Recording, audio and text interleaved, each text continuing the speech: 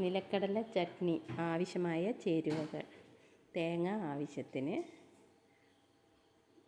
ചുട്ടെടുത്ത പച്ചമുളക് 3, ഇഞ്ചി ചെറിയ കഷ്ണം, വറുത്തെടുത്ത നിലക്കടല 2 ടേബിൾ സ്പൂൺ, ഉപ്പ് ആവശ്യത്തിന്.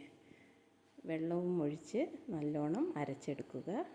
അരച്ചെടുത്ത ചട്നി ഒരു ബൗളിലേക്ക് മാറ്റുക. കുറച്ച് വെള്ളം കൂടെ ഒഴിച്ച് ഒന്ന് ഇളക്കുക. അതിനുശേഷം ഒരു പാൻ അടുപ്പിൽ വെച്ച് ആവശ്യത്തിന് വെളിച്ചെണ്ണ ചൂടായി വരുമ്പോൾ കടുക് നല്ലോണം പൊട്ടിയതിന് ശേഷം വറ്റൽമുളകും കരിവേപ്പിലയും ഇട്ട്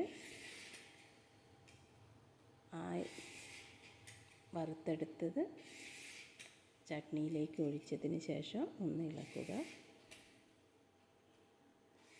ഇഡ്ഡലി, ദോശ, ആപ്പം എല്ലാത്തിനും ഉപയോഗിക്കാം. നല്ല ടേസ്റ്റാണ്. ട്രൈ ചെയ്ത് നോക്കൂ. Thank you.